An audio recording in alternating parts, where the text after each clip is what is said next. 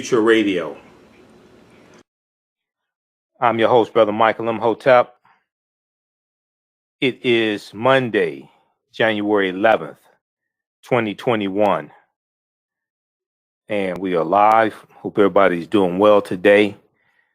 It's been another very busy, crazy day as more pictures, more footage, more details are revealed about the failed coup attempt led by Donald John Trump on Wednesday, January 6, 2021. We see more footage, more shocking images.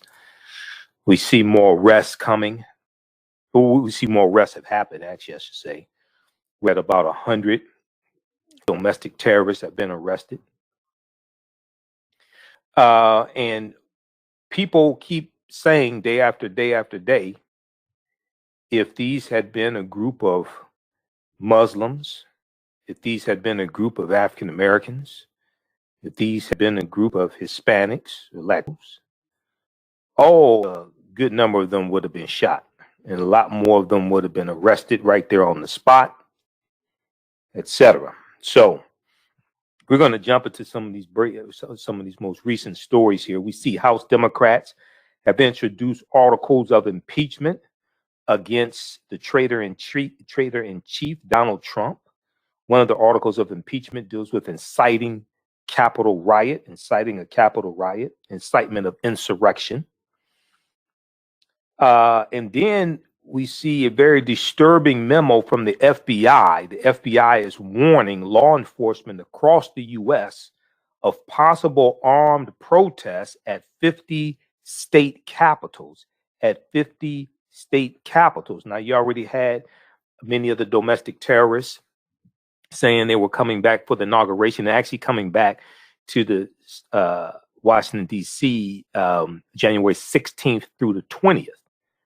Okay. Now, it appears that the D.C. is ready for them. We see that about 15,000 National Guard are going to be deployed. But the FBI warns law enforcement across the U.S. of possible armed protests at 50 state capitals. The FBI also says an armed group has threatened to travel to Washington, D.C. and stage an uprising if Congress removes Trump from office. This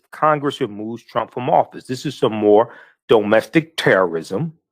They tried to have a coup of the government January 6th, and they tried to interrupt a constitutionally mandated process of certifying the Electoral College votes. They wanted to interrupt that process to keep Trump in office. They were trying to overthrow the government. And now you have threats that if Trump is removed from office, and he should be removed from office because he is a national security threat, he incited insurrection. Okay, these are dictator-like tendencies. And then now you have some domestic terrorists saying if he's removed from office, which he should be, then they're going to stage an uprising. And this has been brewing for a number of years, and Donald Trump has encouraged this. Donald Trump has fostered this. He's been encouraging these white supremacist domestic terrorists on social media.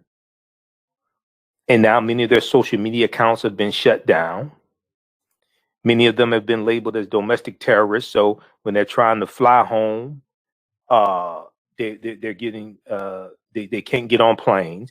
We posted an article today from dailymail.co.uk. It's gotten over 3,000 likes. Pro-Trump protester breaks down after being put on no-fly list. He broke down crying. He's at the airport breaking down crying. Okay, because he said they're trying to ruin his life and they're calling him a terrorist because he was at the Capitol, the storming of the Capitol, and across the country, a lot of these people who have been identified, they're being labeled as domestic terrorists and put on a no-fly list. Let me get this straight. I just want to make sure I understand. Now, this may go outside the circumference of some people's awareness, Just because you don't like what I'm about to say does not mean it's not true. And this is not an attack on white people. We have white listeners listen to the African History Network show here on 9:10 a.m. the Superstation, WFDF here in Detroit. Okay. So we're broadcasting on radio right now. And we have white listeners who listen to the radio station all day long. But this is the height of white privilege. You thought that you could storm the U.S. Capitol, break into the Capitol, threaten to hang the vice president, set up a gallows on the Capitol Mall, go in and threaten to do harm to members of Congress, Speaker of the House, the pro tem of the Senate, Chuck Grassley, and then you thought you can just get on Southwest Airlines or whatever airlines you flew on and just go back home and go about your business. Yeah, and I posted here, I said, so apparently you didn't think this whole thing through too well. No, many of them are being labeled domestic terrorists and taken off flights or not allowed to get on flights. They're being grounded. So what happened was, if you look at this article, I love that. Oh, I laughed through this whole article. Oh, this is comic relief right here. He said they called me an effing terrorist. This is a big burly pro-Trump supporter. Burly pro-Trump protester sobs at DC airport after finding out he's been put on no-fly list. He's there crying, just boo-hooing. Okay. So what happened was, see, once again, these people don't understand law, don't understand government departments, anything like that. Apparently, they never heard of Department of Homeland Security. Okay? Apparently, you never heard of Homeland Security. So here's what happened. Benny Thompson, who's member of the House Representatives, and member of the Congressional Black Caucus. Benny Thompson is from Mississippi. Benny Thompson chairs the House Committee on Homeland Security. Last Thursday, Representative Benny Thompson called on the Transportation Security Administration, TSA, and the FBI to place those involved in Wednesday's deadly attack, this attempted coup on the U.S. Capitol. He called on TSA and FBI to place these domestic terrorists on the federal no-fly list. This was reported by USA Today. So there's a bunch of them jumping on planes thinking they're just going to go back home. Business as usual. It's no, you can't. No, you're on no-fly list. We know who you are. How am I going to get home? Why don't you call Donald Trump? Better yet, why don't you call Tyrone? Okay, so, quote, this should include, Benny Thompson said, this should include all individuals identified as having entered the Capitol building, an intrusion which threatened the safety of members of Congress and staff and served as an attack on our nation. This is what the Massachusetts Democrat said in a statement. Representative Benny Thompson, chairman of the House Committee on Homeland Security. Quote, alleged perpetrators of a domestic terrorist attack who have been identified by the FBI should be held accountable, end quote. Oh my God. Then they showed this one woman in here, she got taken off of Delta Airlines, now, I don't mean to be I'm just sitting here. I'm like, y'all actually thought you were gonna come and be involved in the insurrection of the U.S. government, come in and threaten members of Congress, and thought you just gonna get on a plane and fly back home, go about your business. He said, what kind of drug are you on? Okay. So they show there's one pro-Trump supporter, there's a white female, right? They show her being taken off the plane. I wonder the people on the plane, especially black people, I wonder if they sung that ludicrous song, Move Chick, Get Off the Plane, Get Off the Plane, Chick, Get Off the Plane. I wonder if they said that. I'm sitting back. I was like, y'all actually thought you just gonna go back to business as usual. No, your dumb asses filmed yourself. You broadcasted on social media. You took pictures. All that stuff's out there. They're tracking you down now. Yeah. So we have this taking place. We have about 100 arrests. You got a lot of these people being fired from their jobs. Their jobs don't have anything to do with them. There's growing calls for Senator Ted Cruz, little spineless Ted Cruz, and Senator Josh Hawley. There's growing calls for them to be kicked out of the U.S. Senate. Oh, it's a whole lot of fallout from this. I don't think these people realize. I don't think they realize how you trying to be with Trump and you trying to hang with Trump and ride his coattails. You don't realize the can of whoop ass you just opened up. I don't think they really realized it was gonna go down like this. Okay, so then I know we're coming up on a break. I'm just going through. I looked at so many articles today, and some of this stuff we posted this. We had a good laugh because some of these people is like this is the height of white privilege, right? So then we see CNN and NBCNews.com reported several Capitol Police officers suspended over pro-Trump riot.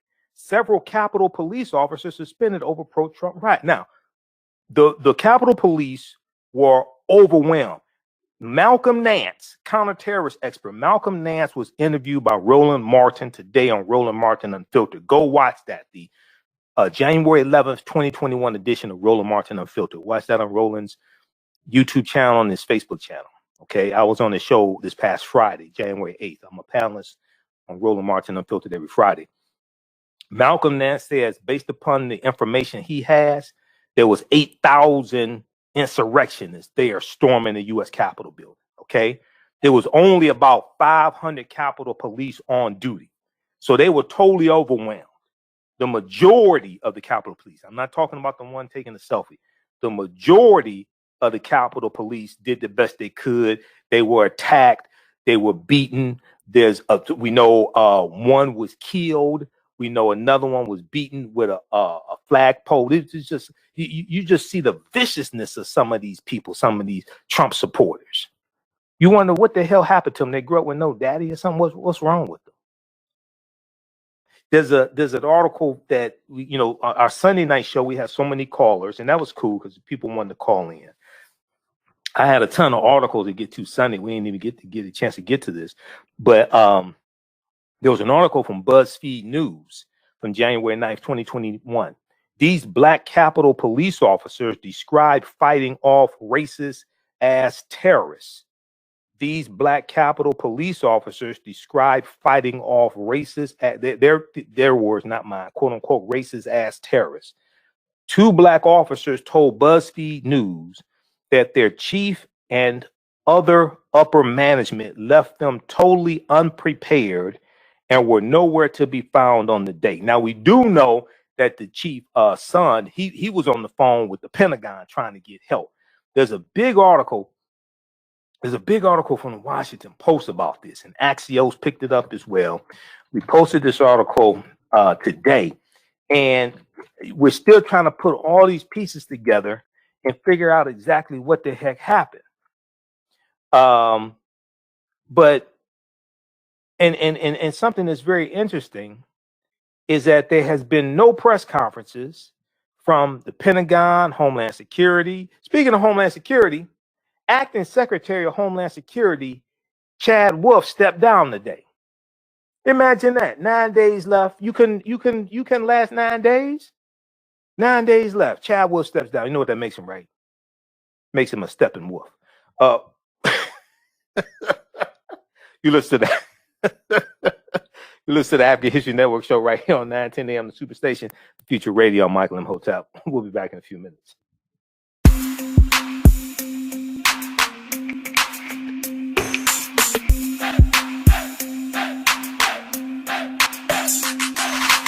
Are you getting ready for fall or winter? We have the solution for all seasonal clothing needs. Comedicwear.com is the go-to online source for comedic African fashion and lifestyle products with a contemporary twist.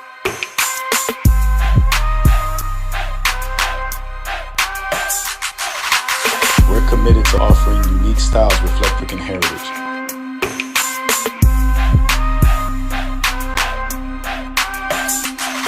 KemeticWear.com is inspired by MedicScribes.com to influence our people in learning and showing pride. Please visit our website at KemeticWear.com. With blackbusinesstee.com, the messages are clear and meaningful.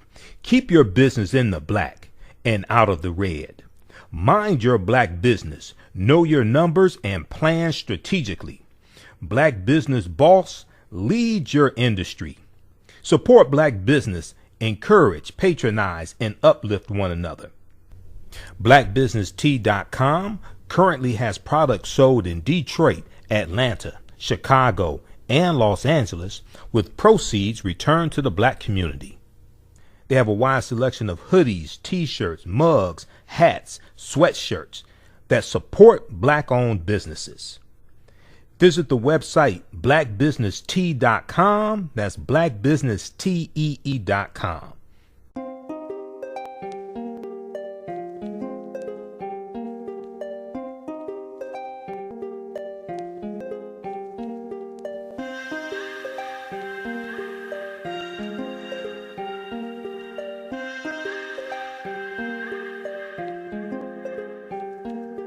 Black Bees products are a collection of natural, organic, personal care products with an appreciation of nature and bees.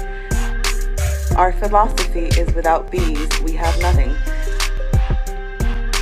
We are honoring our Nile Valley ancestors who understood the importance of bees.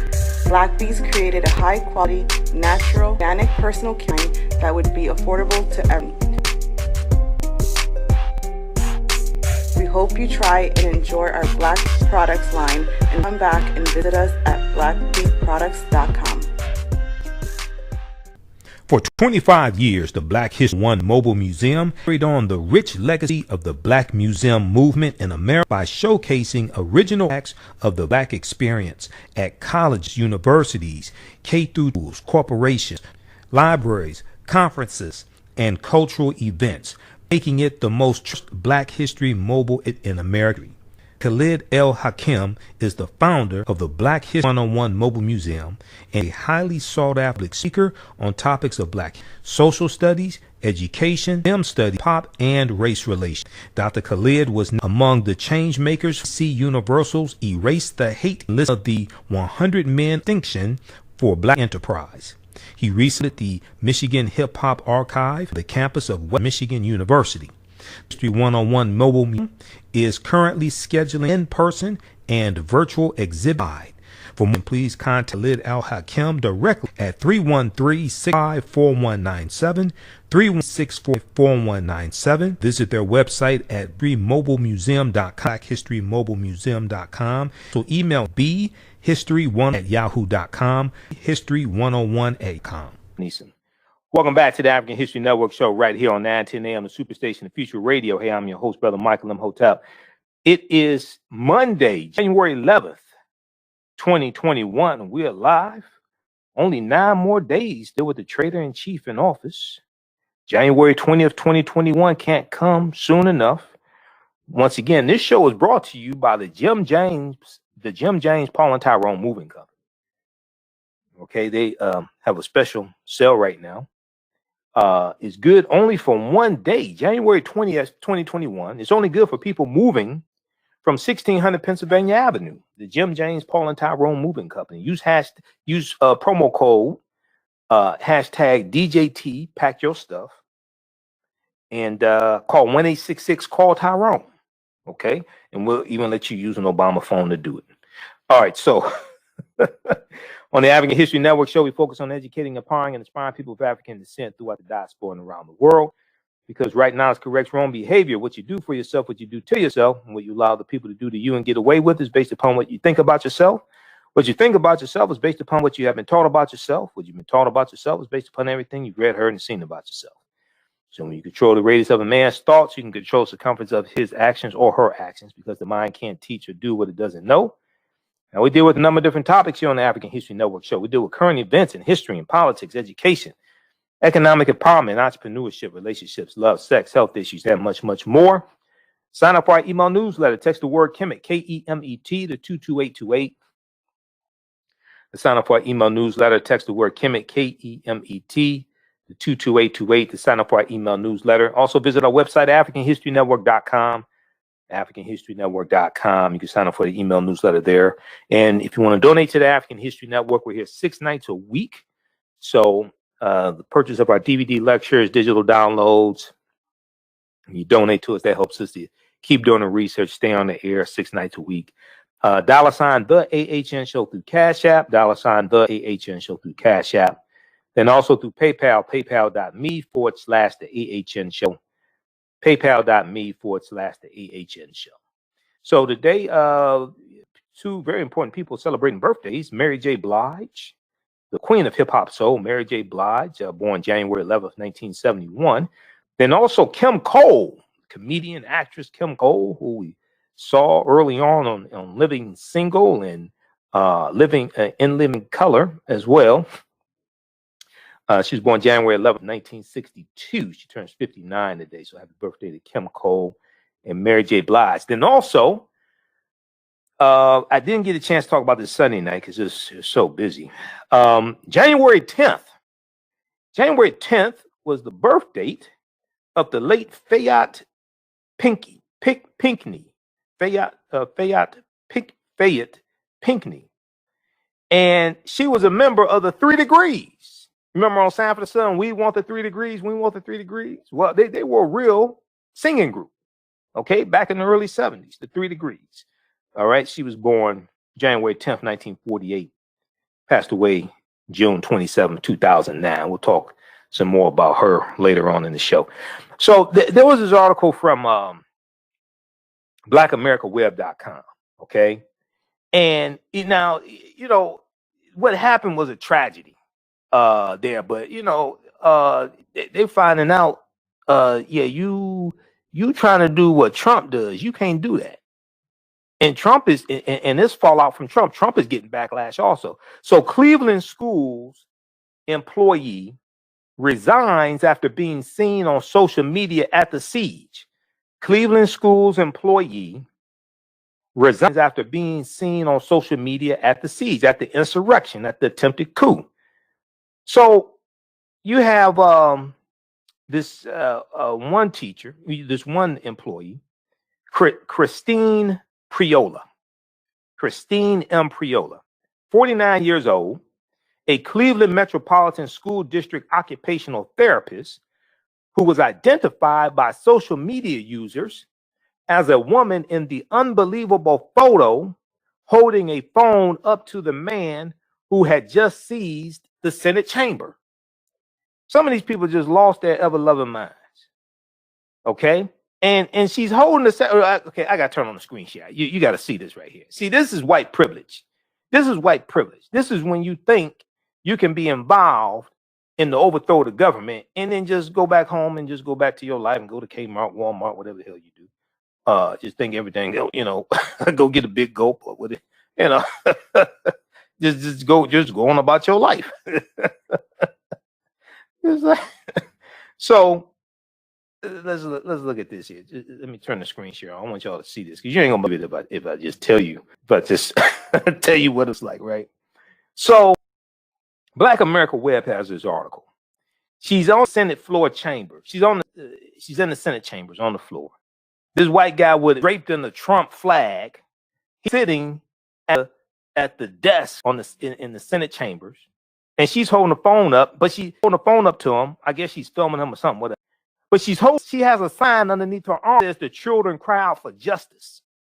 The children for justice. So it's just ridiculous. So then you realize how dumb some of these people actually are.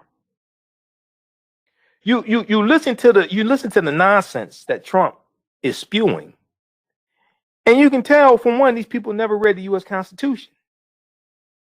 Half these people, I don't even think they can read, tell you the truth, because I'm listening to some of them. I'm like,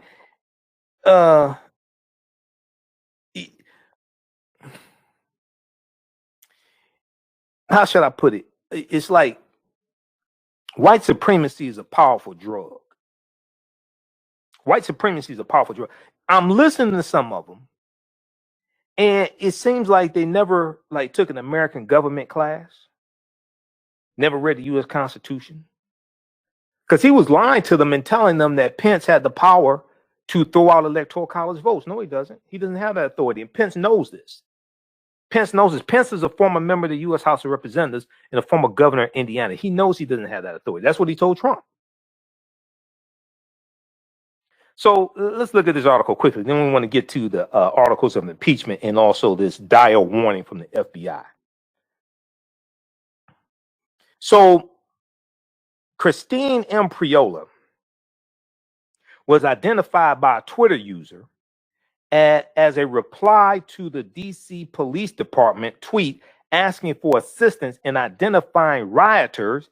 And they set up photos, and they show some of the photos here in the article from BlackAmericaWeb.com. So this is what the authorities been doing. FBI, DC Police, they're putting up photos on social media. Hey, you know who these people are?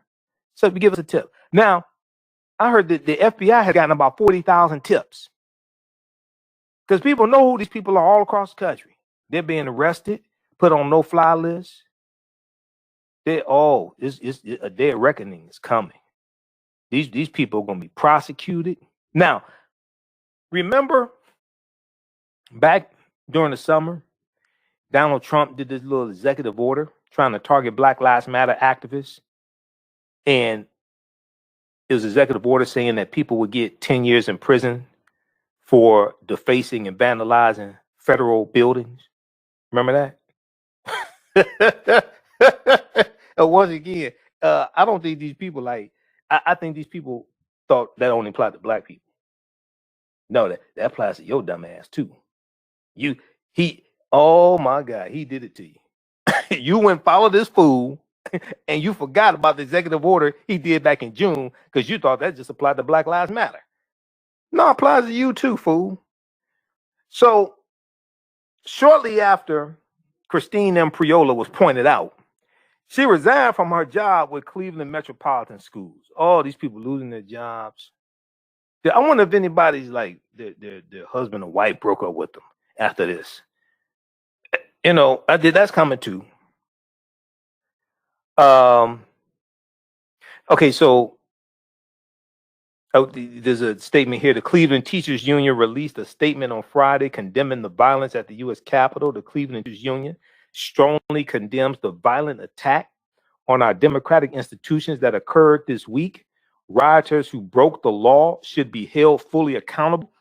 Our national affiliate has called for the immediate removal of President Trump for instigating this assault on our country. He lost the PGA Tour. He lost the Cleveland Teachers Union. All these people turning on him. Deutsche Bank is not doing any more business with them. I told people back in February 2017, the worst thing that Donald Trump ever did in his life was run for president. I said he's going to regret that for the rest of his life. The worst thing Trump ever did was run for president. All right, so let's look at this. I want to look at the story dealing with the articles of impeachment here.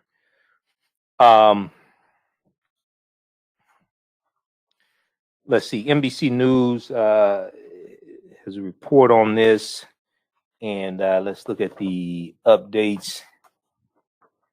House Democrats introduced articles of impeachment against Trump for inciting Capitol riot. And let's go to, let me pull this up here also. So Donald Trump is now on the verge of becoming the first president in American history to be impeached twice. Well, he's the most corrupt president in U.S. history, so he should be impeached at least twice. Okay, at least twice. House Democrats introduced an article of impeachment on Monday, January 11th, 2021, charging Donald John Trump for incitement of insurrection. After his supporters staged a violent invasion of the U.S. Capitol that left 5 people dead including a U.S. Capitol police officer. And we know that there was another one who was there, but committed suicide off duty. More than 200 Democrats, more than 200 Democrats have co-sponsored the measure, accusing the president, Donald Trump, of having, quote, gravely endangered the security of the United States and its institutions of government. Gravely endangered the United States and its institutions of government. Quote, he threatened the integrity of the democratic system, interfered with the peaceful transition of power.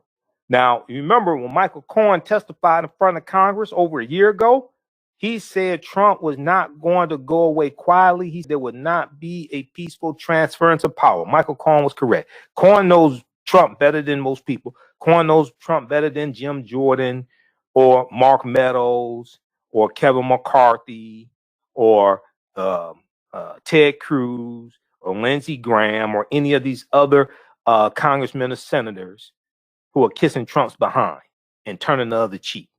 Okay? No pun intended. Michael Cohen knows Trump better than any of them. And Michael Cohen called it. He said Trump was not going to go away quietly. There would not be a peaceful transference of power. And Michael Cohen also said months ago that Donald Trump would not attend the inauguration. He said that also. And he was correct.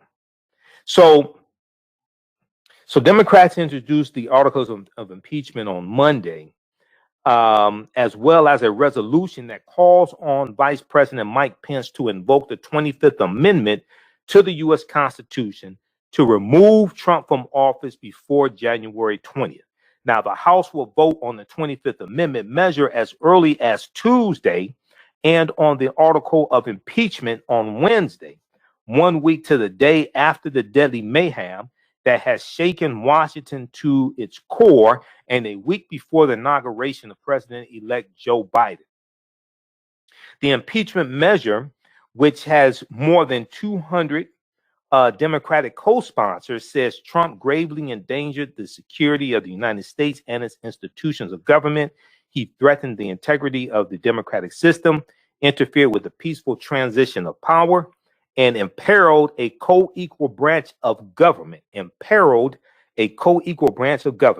He thereby betrayed his trust as a president to the manifest injury of the people of the United States, end quote.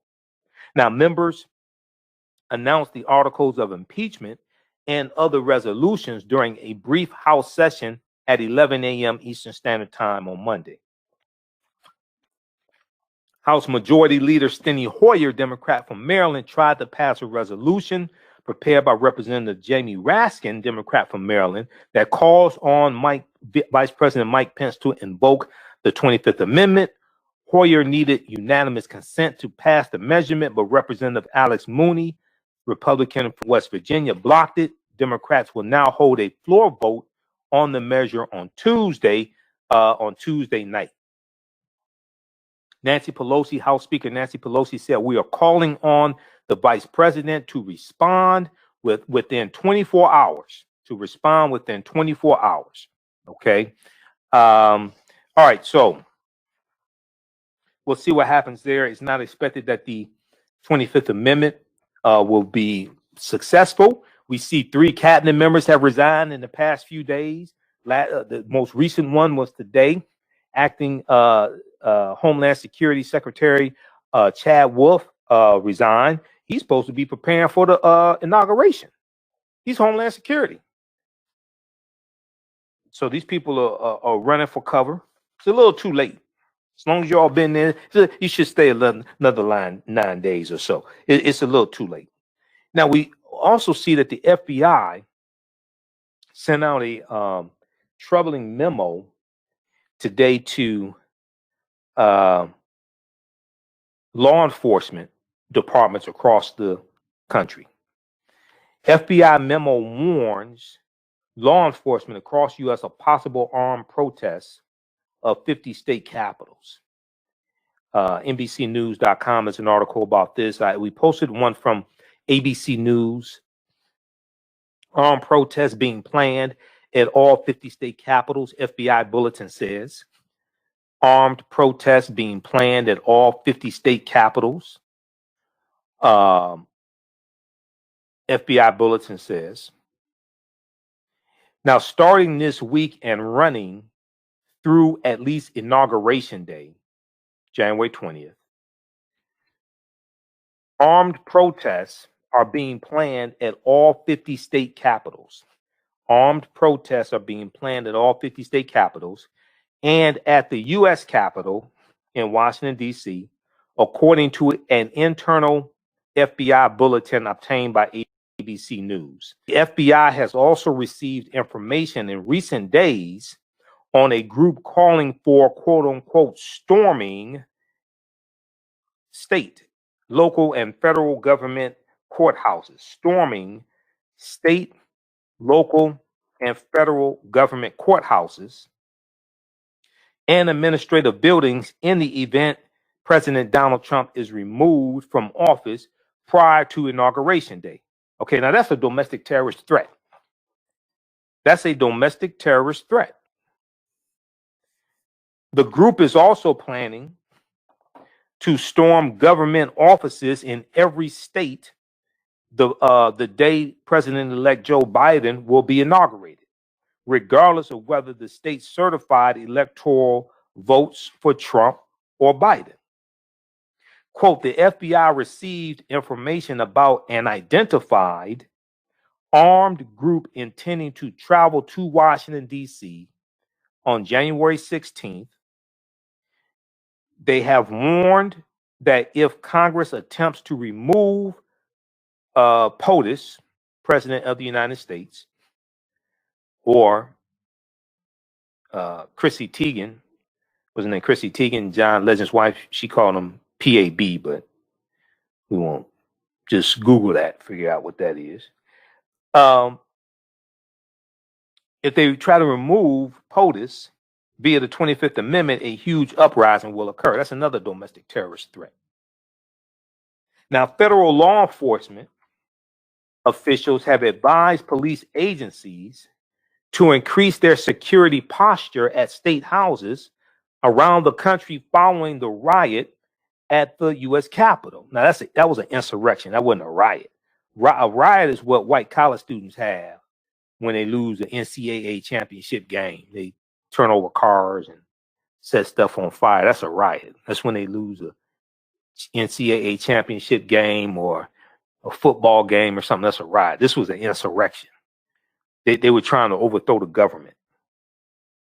Now, following the violent pro-Trump breach of the U.S. Capitol on Wednesday, January 6th, Democratic lawmakers in the House of Representatives pushed forward Monday with an effort to get Vice President Mike Pence and the cabinet to invoke the 25th Amendment to the U.S. Constitution. Now, according to the FBI, approximately 29 individuals and or social media accounts of individuals who unlawfully entered the U.S. Capitol have been identified as of Sunday. Okay? Approximately 29 individuals and or social media accounts of individuals who unlawfully entered the Capitol have been identified as of Sunday. The FBI has received nearly 45,000 digital media tips that are now being reviewed. Nearly 45,000 digital media tips that are now being reviewed. They're going to catch hundreds of these idiots. At least 5 people died during the siege on the Capitol, including Capitol Police Officer Brian Sicknick. The FBI bulletin said that Sicknick, quote, died from injuries sustained during the U.S. Capitol breach, end quote. All right, the caller number is 313-778-7600. 313-778-7600 is the call-in number if you have a question or comment.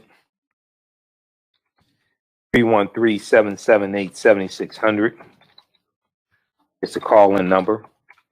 We're going to switch gears here for just a second. I want to go to okay, we have a caller here also. We'll go to the phone lines in just a second. Then we want to talk about the 3 degrees and Fayette Pinkney, whose birthday was January 10th. Then I want to squeeze in this article here. There was an interview with outgoing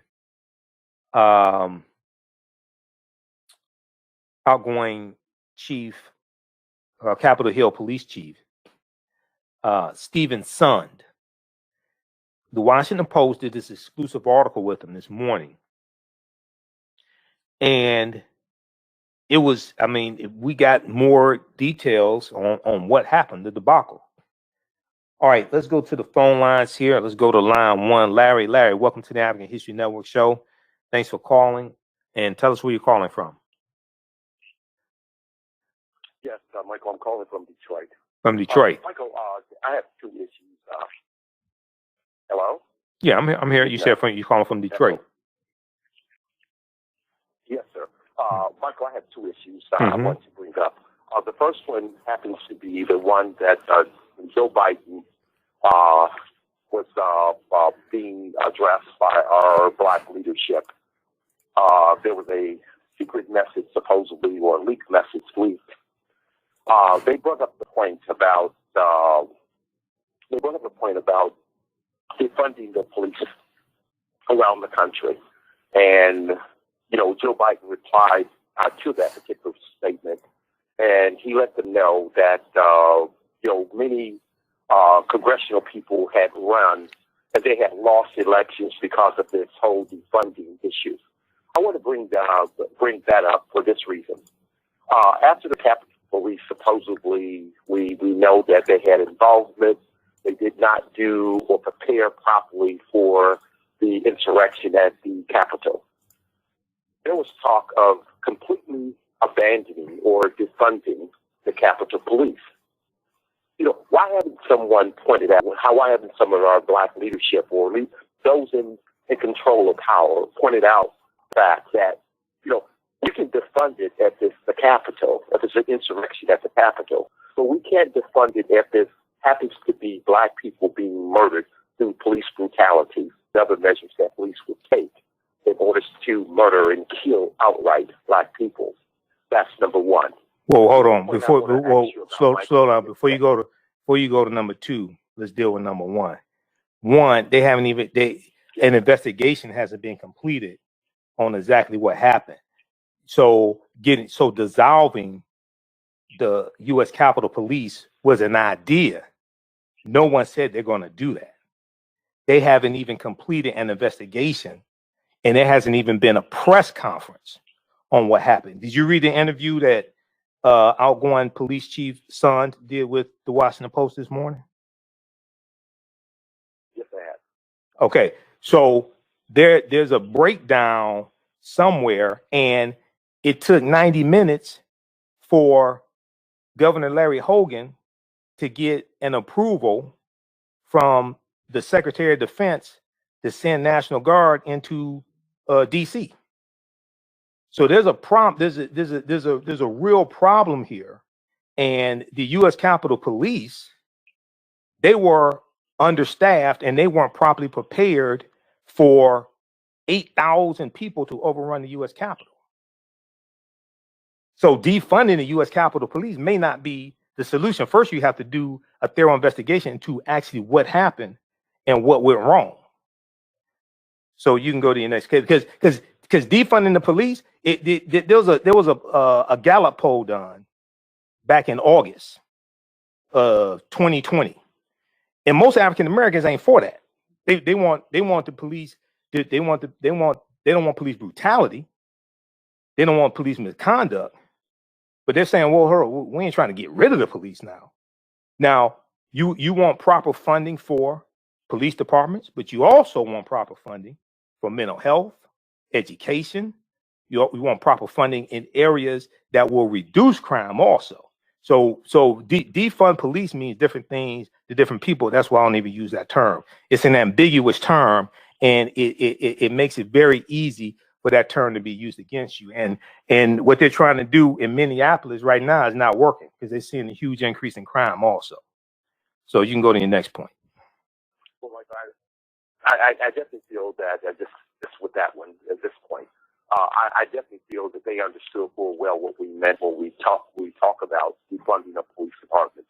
No, they don't, because different people are saying different things. If some people say get rid of police altogether, other people say reduce the amount of budgets for police. Other people say reduce responsibilities and then reallocate resources. Different people are saying different things. That's why you have to specifically say what you mean. That's why I don't use the term defund the police, because it's too easy for it to get twisted around and be used against you. That means different things to different people. Different people in the Black Lives Matter movement are using that term, and they mean different things by it. Okay, go to your second point because we're running out of time. There's only 1 hour show. Yes, okay. My second point happens to do with Black identity extremists. Do you know anything about the FBI memo that was released on that particular topic? Do you know who they're referring to when they talk about Black identity extremists and all this stuff that they're coming to? Yeah. Well, I'm familiar with it. And then when Christopher Wray was asked about it, if I remember correctly, FBI Director Christopher Wray was asked about it. Because, see, I'm not sure. There's approximately 35,000 FBI agents. So I don't know which department that came from or what have you. But when FBI Director Christopher Wray was asked about it, and we'll pull this up,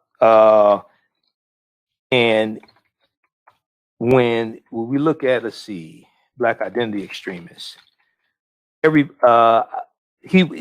a congressional hearing, and he was asked about it. And let me see what was his Black identity. What was his response? Because this was a term that people were trying to get a clarification of. It's like, what exactly is this? Okay. CBC members met with FBI Director Christopher Wray about Black identity extremists. Let's see here. FBI Director Christopher Wray failed to explain why the agency he leads changed the name of a domestic terrorism designation from Black separatist extremists to Black identity extremists during a recent meeting with a group of Congressional Black Caucus members about a leaked FBI document.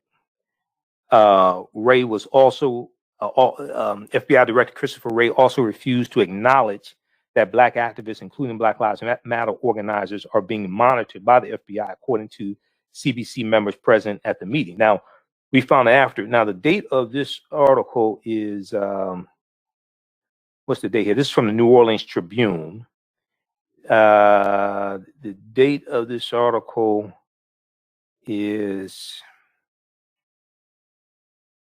it's hard to see. They have the day's date up at the top. I'm not sure. Well, we found out that the FBI this was probably like 2 years ago, I think. We found out the FBI was monitoring Black Lives Matter activists in different cities. So Black identity extremists is not a term that you hear a lot about now. And I remember the CBC, there was a hearing that the CBC had maybe a year and a half ago, something like this. And they're trying to get a clarification on exactly what does that mean, but nobody could really explain to them what that was. All right, let's go to Cynthia. Cynthia, line 2. Cynthia, welcome to the African History Network show. Tell us where you're calling from. Do we still have Cynthia? Who we have next? We don't have Cynthia. Do we have Damien? Damien. Who do we have on the line? Yeah, this is Damon from Charlotte, North Carolina. Damon. Okay, Damon. It says Damien here, but Damon. Okay. Go ahead, man, because we only got a couple minutes left in the show. Go ahead. Yeah, no problem. So I'll be quick. So one thing that I'm looking at with this insurrection, right? So during the insurrection, an officer was bludgeoned with a fire extinguisher. Yeah, so Sicknick, Brian Sicknick. To show that, blue lives don't really matter. Right. It's just that blue lives matter was a response to saying that black lives don't matter. Right. Because if blue lives matter, then that wouldn't have happened. Dude, they were fighting the police. Yeah, they were fighting the police, beating them with flagpoles, all this stuff. Yeah, I asked the question yesterday. I said, where the blue? I haven't heard anything from the Blue Lives Matter people. Have they put out a statement or anything denouncing this insurrection? Because that never mattered in the first place. All lives matter and blue lives matter was simply a way to discredit Black Lives Matter. So that was my one point. Yeah, but we also have reports, man, that there was like off-duty FBI. We also have reports that there were off-duty police officers there at the insurrection, participating in it. But go ahead with your last point. Yeah, I made a joke on my Facebook page earlier this week saying, why weren't there enough Capitol Police? And the answer was because they were part of the insurrection. But moving on to my second point was during the election. After the election, when Trump was sitting there saying, "Oh, well, we won by this," and then got so many other votes, and they was trying to discredit, the votes, and especially in places like Georgia. Mm-hmm. And you have all these idiotic Trump supporters saying things like, "Oh, well, I actually saw on your show somebody made a comment down in the comment section saying that there was a presidential ballot, trying to think there was a presidential ballot separate from the regular ballot," and I was like, "Are you a freaking idiot?" So, like, to your point saying earlier when you said that you don't believe that people can read, they don't understand the Constitution, well, they don't understand simple voting processes. There's one ballot. There's one ballot. In states where a Republican senator won, and in states where a Republican senator won, but Donald Trump lost, you think that that vote was changed. Yeah, there's one ballot. I don't think anybody's ever touched on this point. Right. I don't think anybody's ever touched on this point, is that, look, it's not just black people who voted against Trump. There are white people who voted against Trump because they were sick of his doggone antics. There were Republicans who voted against Trump. They wanted their Republican senator, but they didn't want him as president anymore. Right. But see, what happened was the real resentment came when African Americans organized across the country and voted against Trump. Because keep in mind, Trump tried to appeal to African Americans in the last couple of months with that terrible platinum plan that I call the Fool's Gold plan. Okay. And he brought out Lil Wayne and other rappers. Then when we didn't fall for that and voted against him, voted him out of office, then he wanted to overturn our vote and target Atlanta, Detroit, Philadelphia, Milwaukee, Pennsylvania to try to have recounts and try to nullify our vote, overturn our vote. Okay. All right, man, we're out of time here. You can call back tomorrow night. Okay. We're only here for an hour. Okay. But everybody check out this article from blackamericaweb.com. Black Americans want police to retain low presence. Actually, this is from a poll, Gallup.com. This is the Gallup poll talking about that dealt with how Americans across against defund the police. Okay, we don't want police brutality. We want jobs, etc. Have a guardian mentality, not a warrior, etc. Black Americans want police and local presence. This is August 5th, 2020. I was watching on Facebook and YouTube, the African History Network and Michael Imhotep. Keep watching. We're going to keep broadcasting there for a little while longer. We're out of time here on 910 AM Superstation WFDF. Right now, it's correct wrong behaviors, not over till we win. Stay tuned for Pastor Greg Davis. We'll talk to you tomorrow night. Peace. All right, everybody stand by. We just posted the link here to the Gallup poll. I sent this to Roland Martin because Roland was on one of his shows recently. He was asking for data or polls or something, talking about how most African Americans are not for, quote unquote, defund the police. I said, no, they're not. We don't want police brutality. We do want funds. We want to support mental health and education and job training and summer jobs, all that. We want all that funded.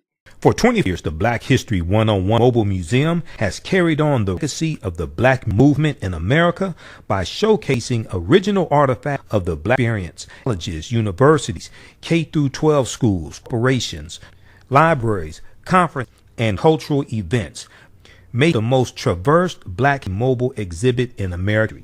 Dr. Khalid El Hakim is the founder of History 101 Mobile Museum, and he is a highly sought-after speaker on top history, social studies, Asian studies, hip-hop, and relations. Dr. was named among the makers for NBC Universal's Kane and listed as one of the 100 men of distinction for Black enterprise. He recently founded the Michigan Hip Hop Archive on Western Michigan University. The Black History 101 Mobile Museum is scheduling in-person and full exhibits nationwide. For more information, please contact Khalid Al directly at 31645-4197, 31645-417, or visit their at blackhistorymobile.com. That's Black History Mobile Museum. Email him at b3101@yahoo, bhistory1@yahoo.com. Do you have an idea or business that requires app development or thinking of moving your IT resources to the cloud? We have postpaid and profit-sharing plans for unique ideas or profitable businesses. Who can take advantage of this unique program? Entrepreneurs with unique ideas, startups, small to medium businesses. Contact us 267-209-0352. Visit nomadicsystems.net, nomadicsystems.net today. Have you tasted the world famous No Frowny Yet Pink Bakery? Not, what are you waiting for? They are vegan, free, and free of the big 8 allergies. While eating their No Frowny breads, the fabulous Martha Brown said, very good, very good. And you know, if she says that, the Pink Bakery is the first Black-owned Big 8 allergen-free baking mix. Go to thepinkbakery.com. That's the pinkbakery.com to order their No Brownie mix today.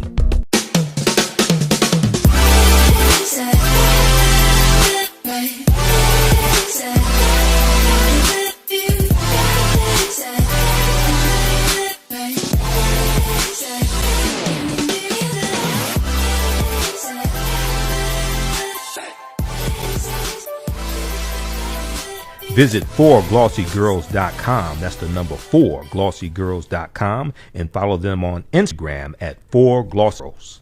Intuitive Design Clothing is an online accessory store that sells one of a signature statement pieces, men and women.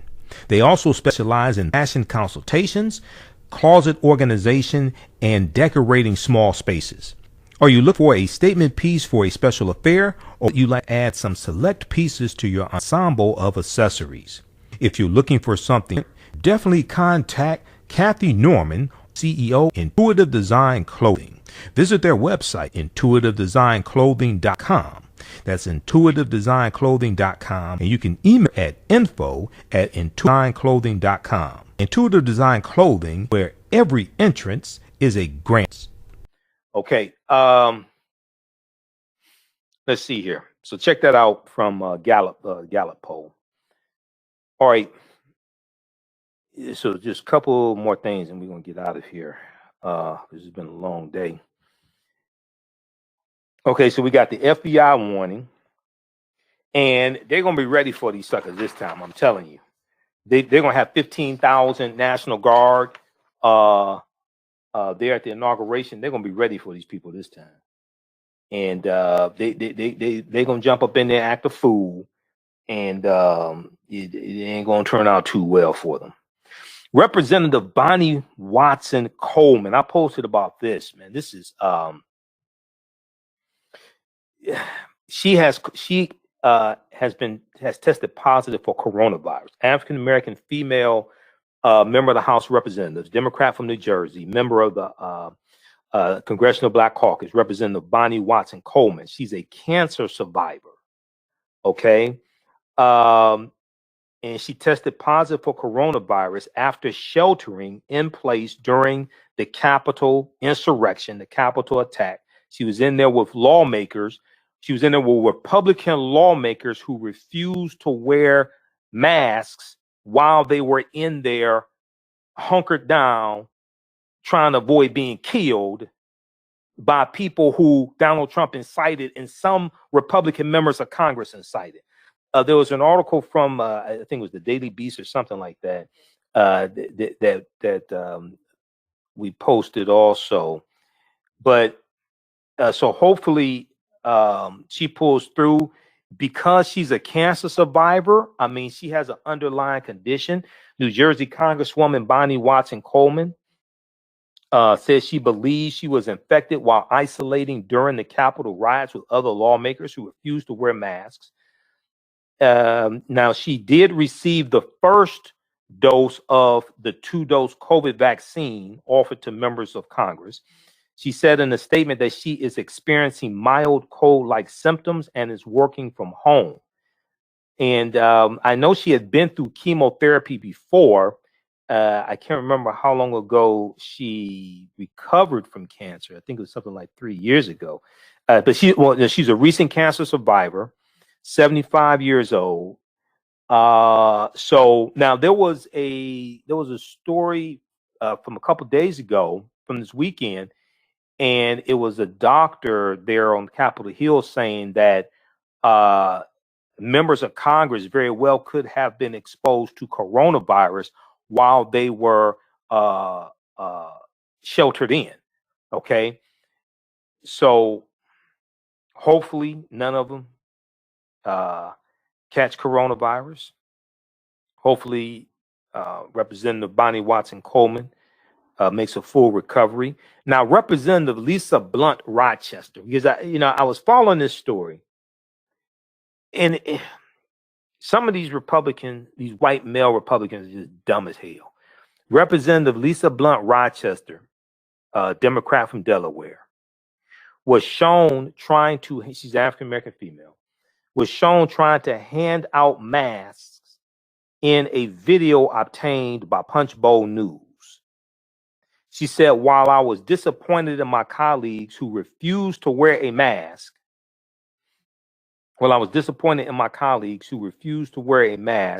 I was encouraged by those who did. My goal in the midst of what I feared was a super spreader event was to make the room at least a little safer, she later tweeted. The Delaware Congresswoman was one of the few people to attempt enforcing mask wearing.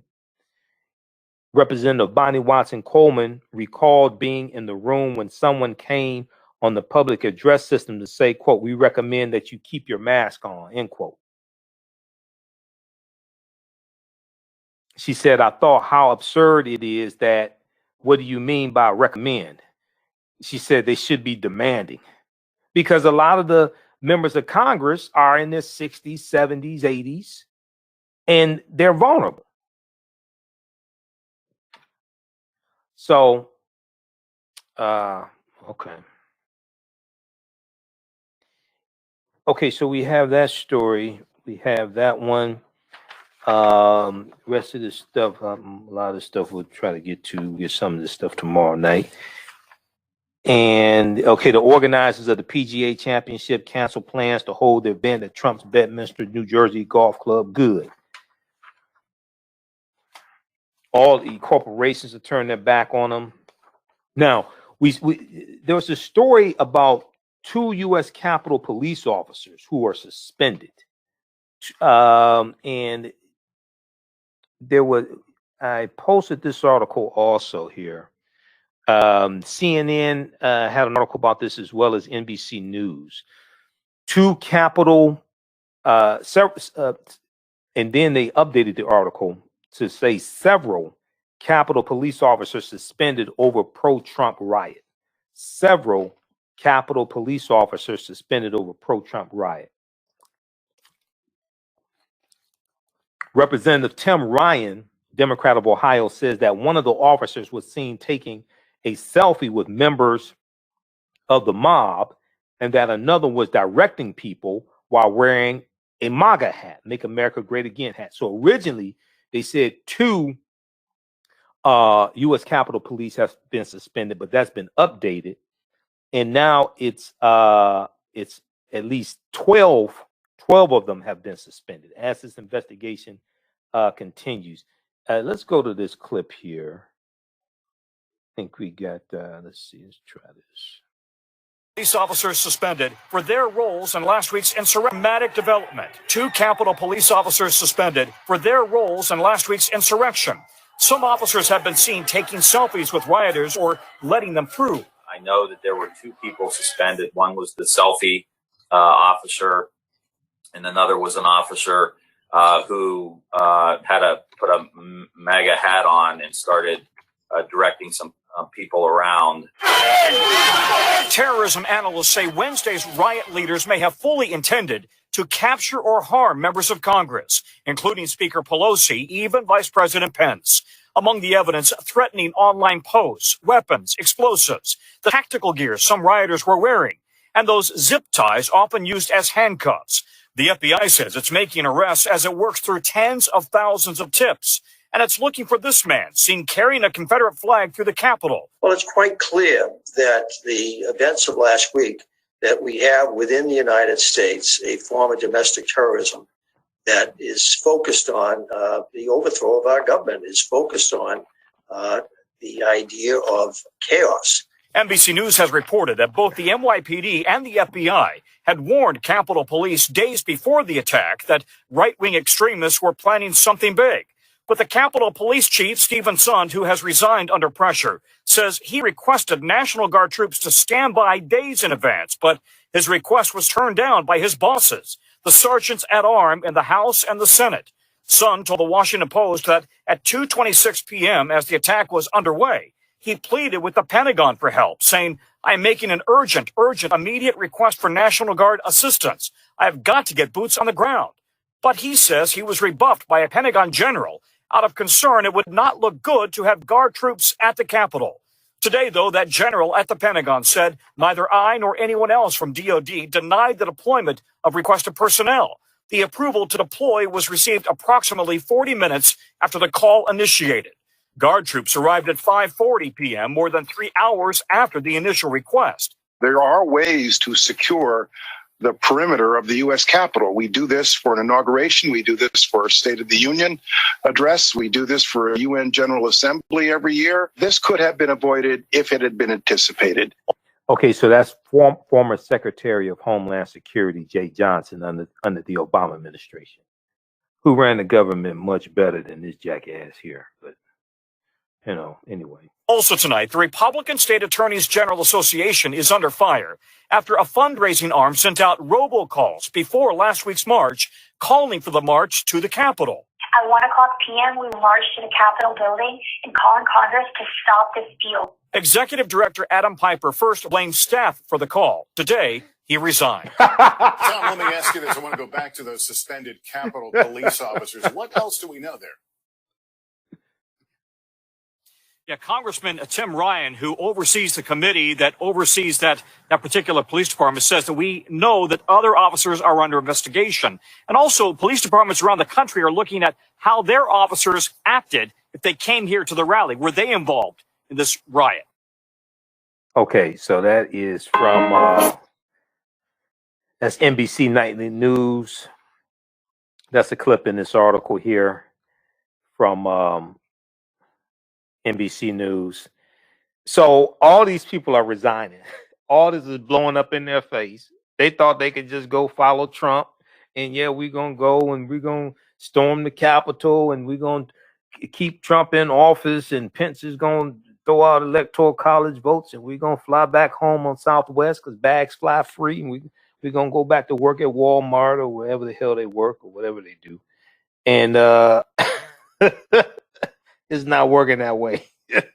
They're going home and it's like, knock at the door, FBI.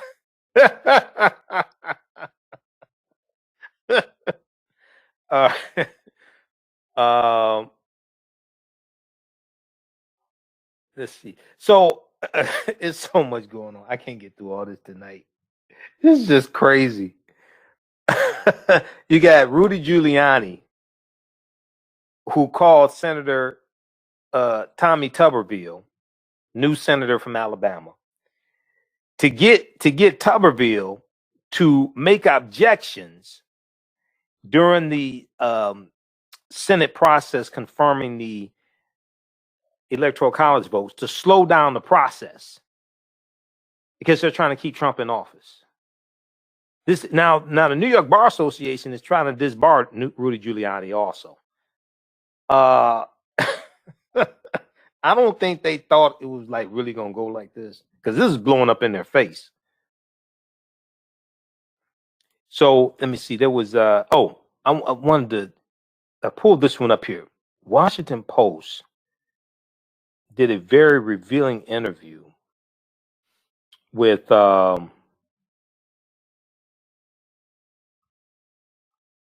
outgoing U.S. Capitol Police Chief Sund. And let me pull this up here. Okay. Outgoing Capitol Police Chief, House Senate security officials hamstrung efforts to call in National Guard. Now, he said that he was on the phone pleading with the Pentagon. But in the clip from NBC Nightly News, somebody at the Pentagon said that he wasn't refused personnel, what have you, things like this. Somebody's lying. Okay, somebody's lying. But in this interview, we'll post a link here. 2 days before Congress was set to formalize President-elect Joe Biden's victory, Capitol Police Chief Stephen Sund, S-U-N-D, was growing increasingly worried about the size of the pro-Trump crowds expected to stream into Washington in protest. Now, according to Malcolm Nance, counterterrorist expert, he said from the information he's getting, there's about 8,000 people there. And you know what? So what's happened is, and we talked about this on our show Sunday night,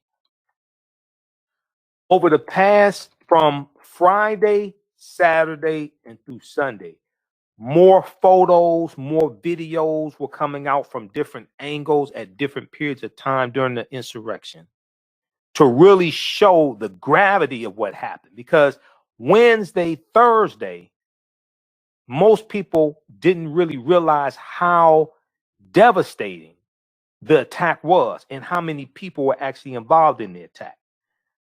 So News1.com has a series of pictures. NBC News has them also. But I was looking at some of these because there was a wide shot. What really drove the point home for me was when I saw the this wide shot of thousands of people.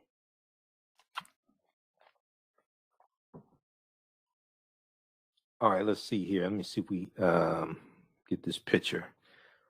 And they're arresting all these idiots. But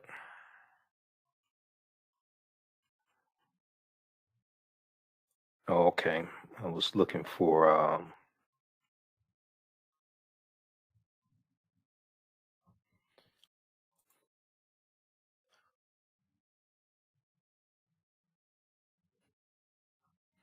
I was trying to see if I could find one of the wide shots of the attack that really shows it. It's probably NBC News, but I want to get to this article here, Washington Post. Okay, so 2 days before Congress was set to formalize President-elect Joe Biden's victory, Capitol Police Chief Stephen Sund was growing increasingly worried about the size of the pro-Trump crowds expected to stream into Washington in the protests. To be on the safe side,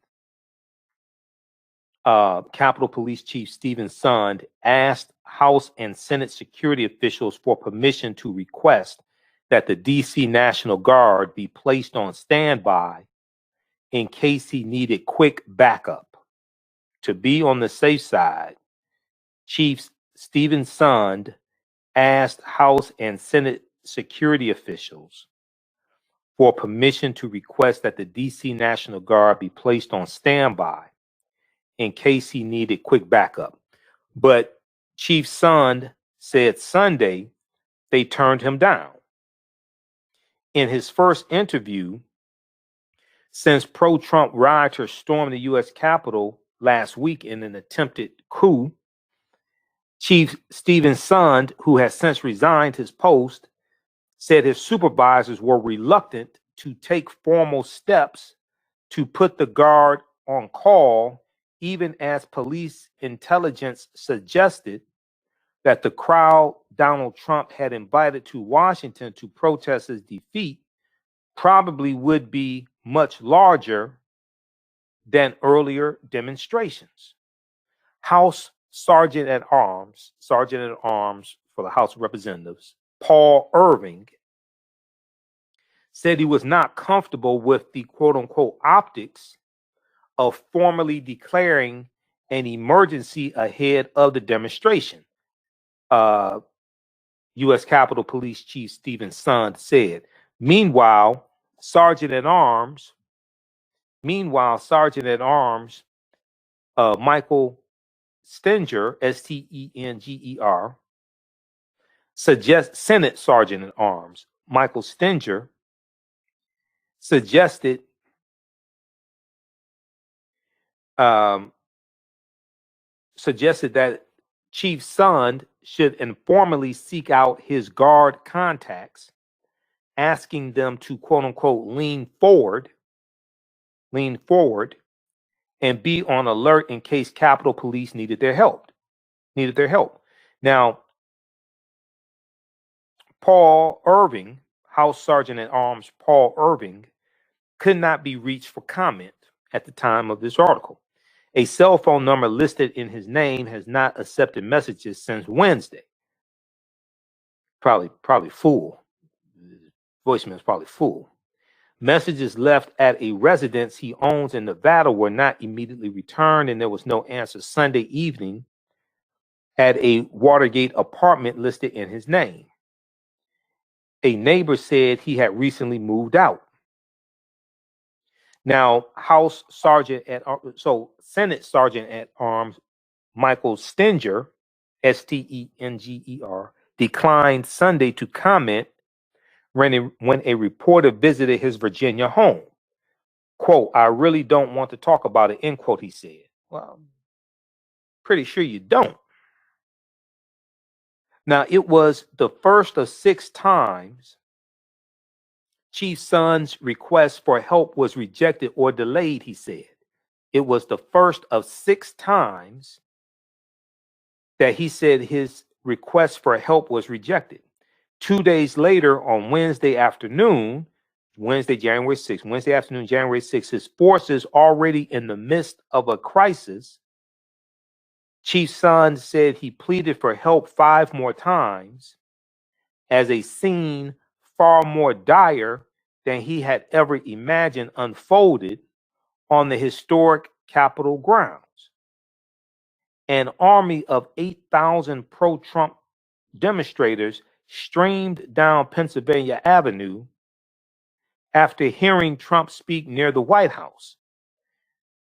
Chief Sund's outer perimeter on the Capitol's west side was breached within 15 minutes with 1,400 Capitol police officers on duty. Okay, 1,400 Capitol police officers on duty. His forces were quickly overrun. I've heard estimates 500 on duty, but okay, according to this, 1,400 Capitol police officers on duty. Okay.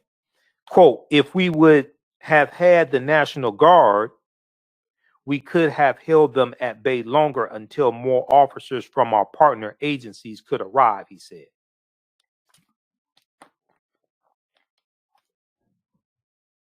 Now, just before 2 p.m. on Wednesday, June 6th, just before 2 p.m., the pro-Trump mob entered the Capitol, sending lawmakers and staff scrambling for safety. D.C. police had quickly dispatched hundreds of officers to the scene, but it was not enough. At 2:26 p.m., Chief Sund said he joined a conference call to the Pentagon to plead for additional backup. Chief Sund said, "I am making an urgent, immediate request for National Guard assistance. I have got to get boots on the ground." Now, on the call were several officials from the D.C. government, as well as officials from the Pentagon, including Lieutenant General Walter E. Piatt, Piatt, Director of the Army Staff. The D.C. contingent was flabbergasted to hear Lieutenant General Walter E. Piatt said that he could not recommend that his boss, Army Secretary Ryan McCarthy, approve the request. Quote, I don't like the visual of the National Guard standing a police line with the Capitol in the background, end quote, Lieutenant General Walter E. Piatt said, according to Chief Sund and others on the call.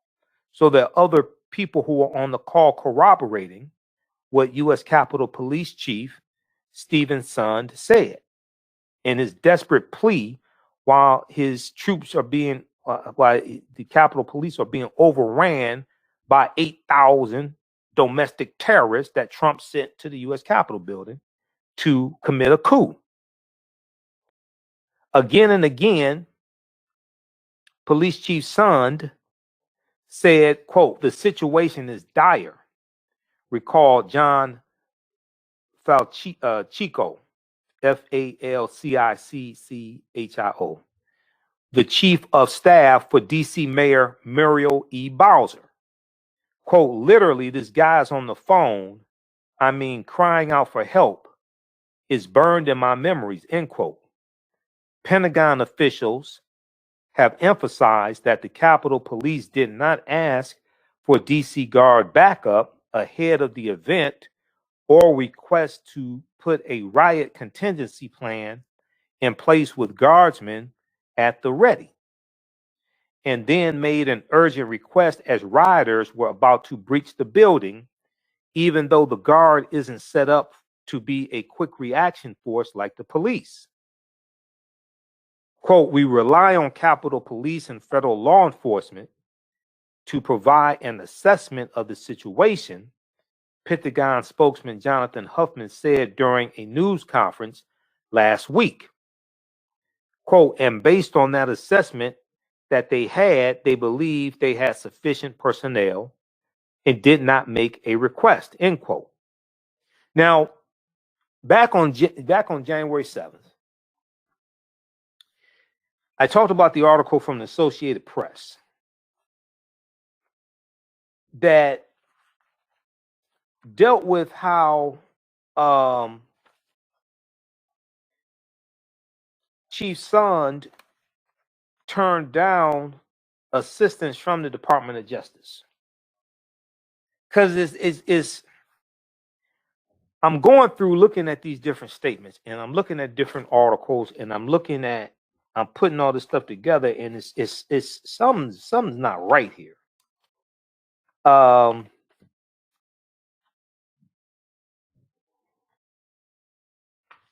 Which that article is one from the Associated Press, and I talked about it the day it came out, and Joanne Reed talked about it also on the readout.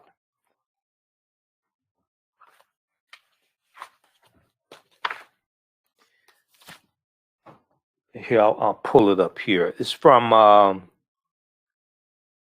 the Associated Press, and it deals with Capitol Police refused help.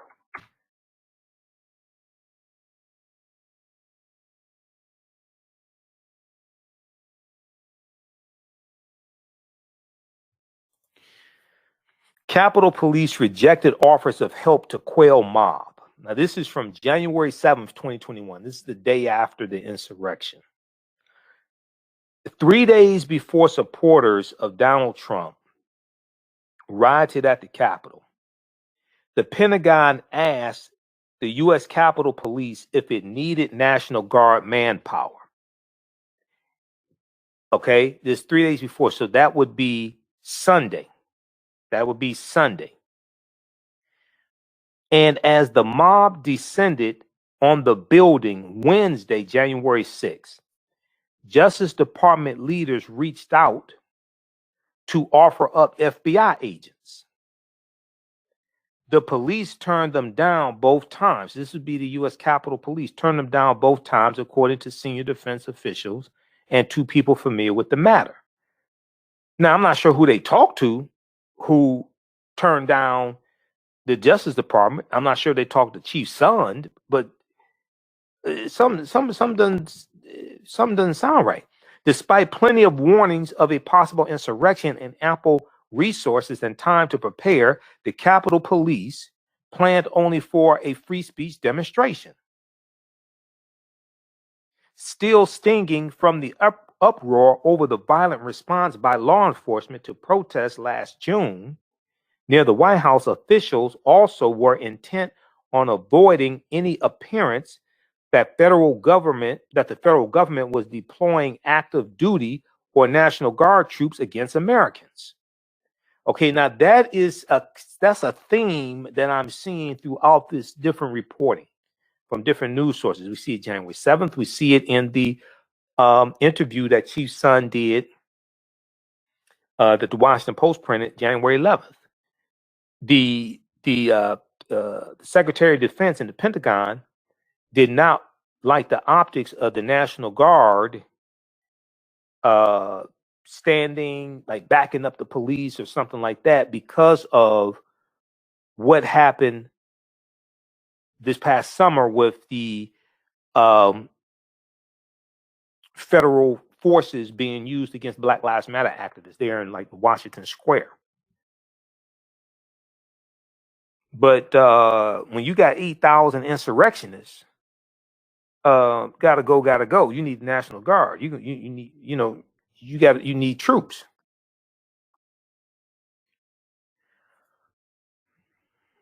Now, if we go back to the article from the Washington Post for a minute here. Despite Chief Son's pleas, the National Guard personnel did not arrive at the Capitol until 5:40 p.m. after 4 people had died and the worst was long over. Now, Chief Son, Stephen Son, 55, offered his resignation the next day, telling friends he felt he had left his officers down. He had let his officers down. Many lawmakers, infuriated by the breach and angry that they had been unable to reach Chief Son at the height of the crisis, were only too happy to accept it. Well, Nancy Pelosi demanded he resign, and so did Senator Chuck Schumer.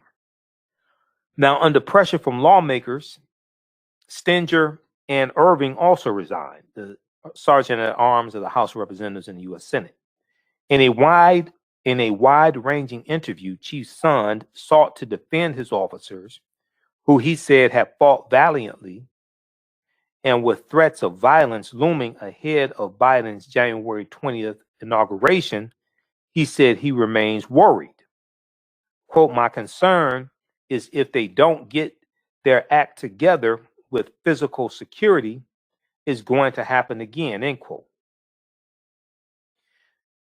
All right, so check out the rest of this article here. Outgoing Capitol Police Chief, House Senate security officials hamstrung efforts to call in National Guard. This is from the Washington Post. Okay, so lastly, January 10th was the birth date of one of the members of the 3 Degrees. And who could forget the 3 Degrees on Sanford and Son? That's how I found out about the 3 Degrees. I don't know if I knew, for a long time, I didn't know they were a real singing group, but they were. I posted about this on Sunday, January 10th. Fayette Pinkney was born January 10th, 1948. Fayette Regina Pinkney. She was a singer and one of the original members of the musical group The 3 Degrees. Pinkney was one of 3 young teenagers brought together by manager Richard Barnett to form the 3 Degrees in 1963. She was a part of the group until she was sacked by the manager Richard Barrett. She was sacked by the manager Richard Barrett from the group in 1976. and was with them through their great years with Roulette and Philadelphia International Records, and sang on many of their greatest hits, such as When Will I See You Again? That was a big hit, When Will I See You Again? And Take Good Care of Yourself. Okay. Now, she traveled to London in January 1979 to record her only solo album, One Degree, which she did in just 2 weeks to great acclaim from both her peers and fans. Fayette subsequently earned a bachelor's degree in psychology from Temple University and a master's degree in human services from Lincoln University in 1984. She later worked as a counselor and vocal coach, and in addition to singing with her church's inspirational choir, she traveled with a group called the Intermezzo Choir Ministry. So here is an excerpt of their famous appearance on Sanford and Son, because that's how I found out about the 3 Degrees. And now the way I found out that they were a singing group, a real singing group, is probably maybe 20 years ago now. I was at a Harmony House record store, and in the, they had the bins, like the 99 cent bins. They had cassette tapes there, and I saw the 3 Degrees cassette tape for 99 cents. So that's how I knew they were a real singing group. Okay, let's go to this clip.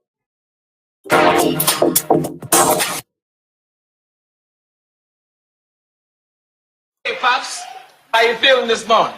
I feel with my hand like I always did. Wow, that fighting and satirical wit. What I'm trying to say is, I hope the girls haven't been too much of an inconvenience. Oh, not at all. Hi, Rollo. Hi, Rollo. Here you are. Hot buttermilk biscuits with margarine and syrup on the side. Hey, man, there ain't no cooks or servants, they're singers. Don't talk to him like that, Rollo. Well, I want to know what's going on. Hey, Pops, look at me. Please, not while I'm eating.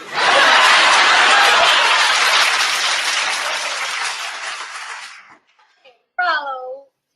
You're supposed to be ready to rehearse. Well, we're ready. Well, let's get to getting. We're going to dedicate this to you, Uncle Fred. Dedicate. Okay? You girls sing, I'll eat, and Rado, you sit down and shut up. I didn't know, ooh, you were going to be my baby. Be my baby. I didn't know, loving you would drive me crazy. Ooh, didn't know when your friend introduced us, it would be the start of a love affair. Chokes me up, ever think of leaving you. Hope you feel that same way too. I didn't know, ooh, you were gonna be my baby. Be my baby. I didn't know, loving you would drive me crazy. Ooh, you swooped down on me like a hole in a dove. Clipped my wings, and I knew I was in love. Thought I was in love with another man. I'm in the palm of your hand. Didn't know, ooh, you were gonna be my baby. Be my baby. Be my baby. All right, so that's the 3 Degrees on Sanford and Son. Let me see. I pulled up. Okay, so this was from the National R&B Music Society. And let's turn on the screen share. So I think most people remember that episode of Sanford and Son. Let's see here. Let's turn this. Okay. We'll bring this up so you can see who this is. This one right here. Okay. Yeah. Fayette Pinkney. She passed away June 27th, 2009, but she was born January 10th, 1948. And she was a member of the 3 Degrees. All right. Let's see if we can squeeze in one more clip from Sanford and Son.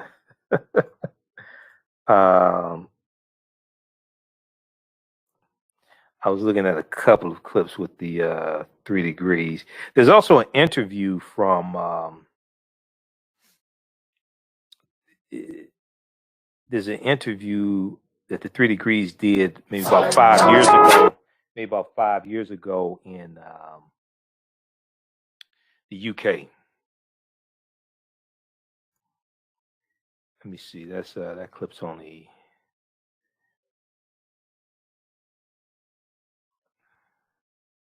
That clip's only about a minute. Let me see. There's another one here. Okay, we already played that one. All right, they don't have many clips of the 3 Degrees. I was looking at 3 Degrees on Sanford and Son, but we'll play this. We'll play this other one here.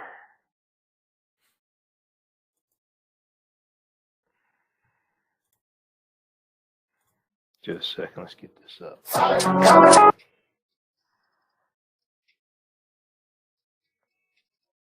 All right, stand by. These are the 3 degrees. You make my temperature go up 100 degrees. Mr. Sanford, you're beautiful letting us stay with you. Thank you. Very much. So much. We don't have any place to stay. Hey, cut that out. Come on, get away from it. Yeah, his heart might attack him. Tell him who I am, girls.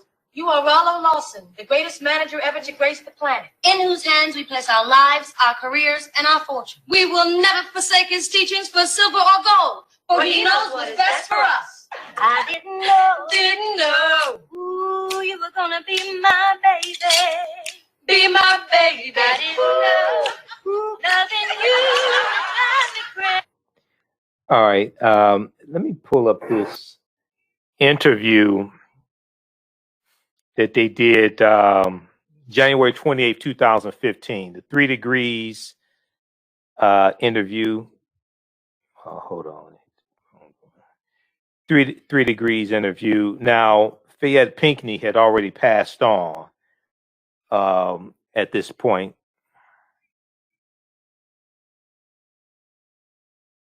Yeah, because she died in 2009. So, just a second. Let me cue this up past the music.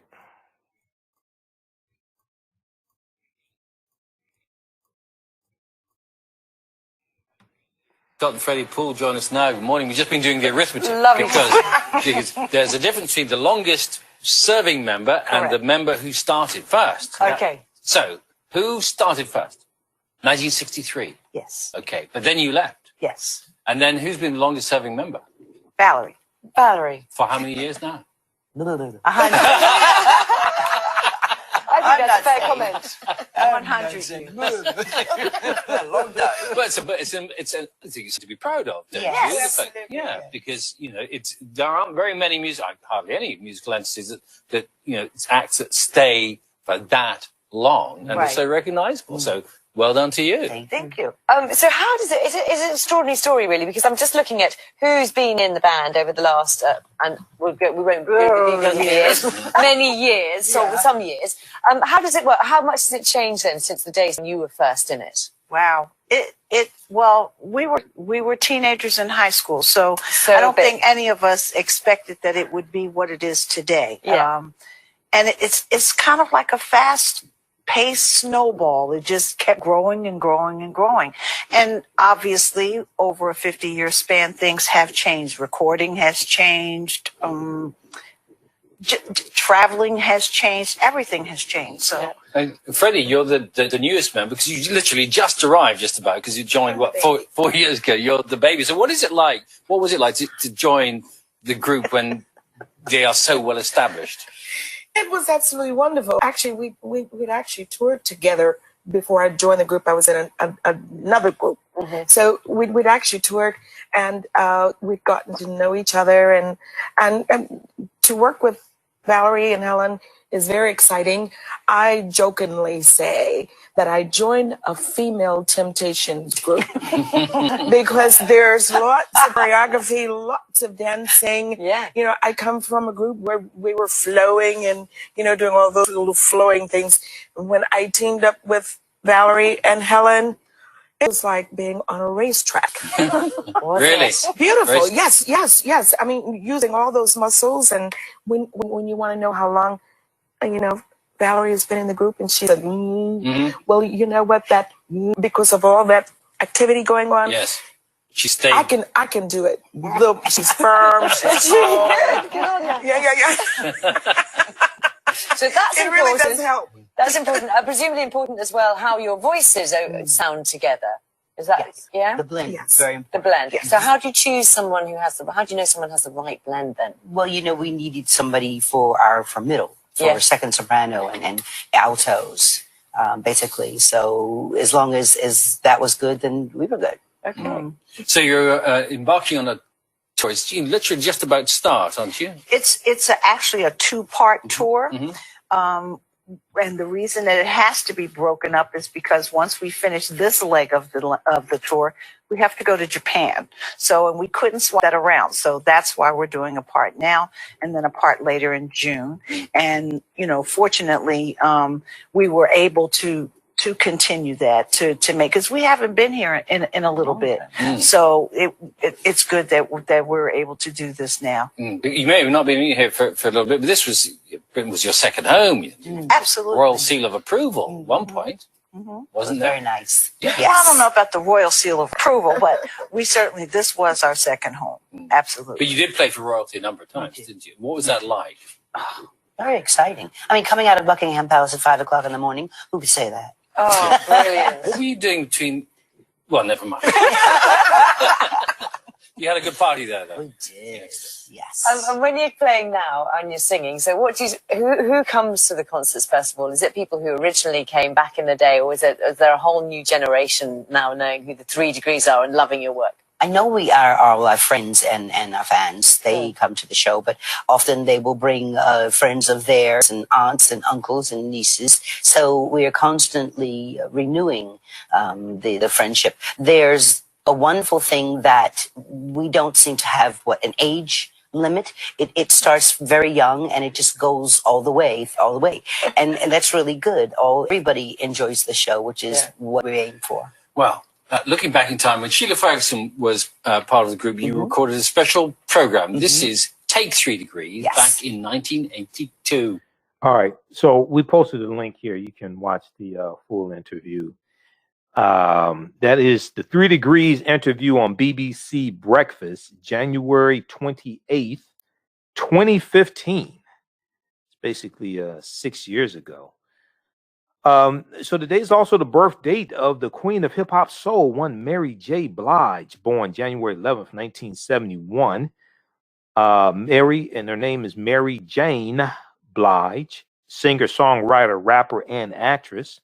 She started her career as a backup singer on Uptown Records in 1989. She has released 13 studio albums, 8 of which achieved multi-platinum worldwide sales. Mary J. Blige has won 9 Grammy Awards, 4 American Music Awards, 10 Billboard Music Awards, and has also received 3 Golden Globe Award nominations, including one for her supporting role in the film Mudbound, and another for its second original song, Mighty River, for Mudbound. She has also received a nomination for the Academy Awards for Best Supporting Actress and Best Original Song, becoming the first person nominated for acting and songwriting in the same year. Mary J. Blige has also appeared in Tyler Perry's 2009 film I Can Do Bad All By Myself, and in the film Rock of Ages. So happy birthday to Mary J. Blige. And then also today is the birth date of actress and comedian Kim Coles, who we probably first saw on In Living Color, and then also on Living Single as Sinclair St. James. Now, she's an actress, comedian, and game show host, and she's known for those roles in Living Color for the first season, 1990-1991, and on Living Single, 1993 to 1998, which both originally aired on Fox. In Living Color and Living Single both originally aired on Fox. She was the host of BET's game show Pay It Off in 2009. And this information comes courtesy of Soul TV on Facebook. All right. Hey, if you like this type of information, you can donate to the African History Network, $ the AHN Show through Cash App, $ the AHN Show through Cash App. Also through PayPal, paypal.me /the AHN Show, paypal.me /the AHN Show. Or at our website, AfricanHistoryNetwork.com, AfricanHistoryNetwork.com. And let me see, I wanted to look lastly at that article. We looked at the Capitol Hill police officers. We're looking at that. Lawmakers called back. Capitol Hill police officers. Okay, several Capitol police officers suspended over pro-Trump riot. This is from NBC News. I'm also looking at the reporting from the Washington Post on this story as well. So several U.S. Capitol police officers were suspended and at least 10 more are under investigation over the deadly pro-Trump insurrection last week, officials said on Monday, January 11th. Acting U.S. Capitol Police Chief, this is a sister, Yogananda Pittman said the suspensions occurred amid an internal probe. Video and other evidence appears to show that some officers and officials violated department policies, U.S. Capitol Police Chief Pittman said. Pittman did not provide additional information about the inquiry or specify how many people had been suspended. Now, earlier on Monday, Representative Tim Ryan, Democrat from Ohio, who chairs one of the committees that oversees the U.S. Capitol Police, told reporters that one of the suspended officers appeared to have taken a selfie with members of the mob. And we've all seen that footage. Trying to figure out what the hell is he doing. Another officer was suspended after he was seen wearing a Make America Great Again hat and directing people inside the building. I guess, did he think they were on a white supremacist tour or something like that? He's directing them, hey, go here. Yeah, you come in here. Now, Representative Ryan did not identify the officers during a Zoom call. Ryan said he believed one officer had been arrested, but a spokesman later clarified that he had misspoken. There have been no arrests, the spokesman said, of the Capitol Hill police officers. Now, Representative Ryan said 10 to 15 more officers were being investigated, although he could not provide details about the extent of those investigations. Quote, the main point is the Capitol Police are looking at everybody involved that could have potentially facilitated at a big level or a small level, end quote, he said. Capitol Police Chief Stephen Sund announced his resignation over the events of Wednesday amid intense scrutiny over the department's response to the mob's assault on the Capitol. And we know 5 people died as a result of this assault, including Capitol Police Officer Brian Sicknick. All right, so check out this article here. There's more. There's going to be officers held accountable. There's going to be huge fallout from this all the way around. All right, check out this article from NBC News, and then also there's one from looking at Washington Post. There's an article on this as well. At least 2 U.S. Capitol officers suspended, more than a dozen under investigation over suspected role in riot. Also read one from, we posted one from CNN. CNN has an article about this as well. All right, look, hey, we have to get out of here. Follow us on our Facebook fan page, The African History Network, The African History Network. Turn on live notifications so you know when we go live. Follow us on our YouTube channel, Michael Imhotep, IMHOTEP, on YouTube. And then text the word Kemet, AEMET, to 22828. Text the word Kemet to 22828 to sign up for our email newsletter. All right.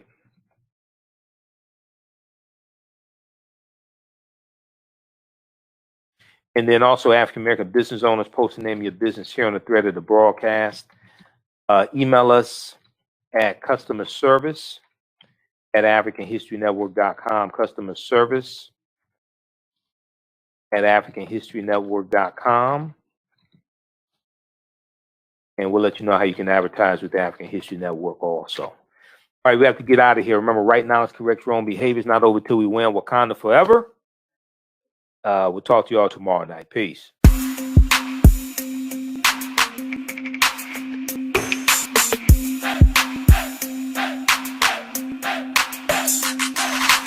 Are you getting ready for fall or winter? We have the solution for all seasonal clothing needs. Comedicwear.com is the go-to online source for comedic African fashion and lifestyle products with a contemporary twist.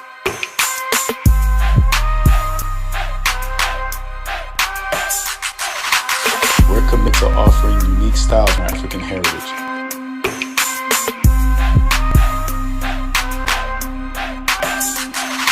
Comedicwear.com is inspired by ComedicScribes.com to influence our people in learning and showing pride. Please visit our website at comedicwear.com.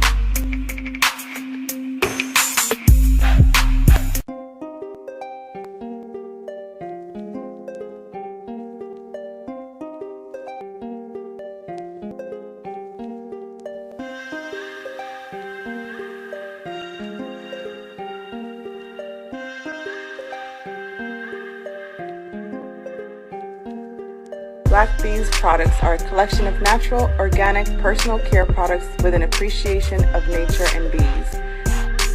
Our philosophy is without bees, we have nothing. We are honoring our now valley ancestors who understood the importance of bees. Black Bees created a high-quality, natural, organic, personal care that would be affordable to everyone. We hope you try and enjoy our Black products and come back, visit us at blackbeesproducts.com. For 25 years, the Black 101 Mobile Museum has carried on the rich legacy of the Black Museum in America by showcasing original artifacts of the Black experience at universities, K-12 schools, corporations, libraries, conferences, and cultural events, making it the most diverse Black history exhibit in American history. Dr. Khalid El Hakim is of the Black History 1 Mobile Museum, and he is a highly sought after expert on topics of Black social studies, education, museum, hip-hop, and race. Dr. Khalid, among the change NBC Universal's Erased and listed as one of the 100 men of distinction Black enterprise. He founded the Michigan Hip Hop Archive on the campus of Michigan University. The Black History 101 Museum is currently in person and virtual exhibits nationwide. For more information, please contact Khalid El Hakim at 313-445-4197 and 335-4197 or visit their website, Black History Mobile Museum. That's blackhistorymobilemuseum.com. You can also at bhistory1@yahoo.com, bhistory101yahoo.com. With blackbusinesstee.com, the messages are clear and meaningful. Keep your business in the black and out of the red. Mind your Black business, know your numbers, and plan strategically. Black Business Boss, lead your industry. Support Black business, encourage, patronize, and uplift one another. BlackBusinessTea.com currently has products sold in Detroit, Atlanta, Chicago, and Los Angeles, with proceeds returned to the Black community. They have a wide selection of hoodies, t-shirts, mugs, hats, sweatshirts that support Black-owned businesses. Visit the website blackbusinesstee.com. That's blackbusinesstee.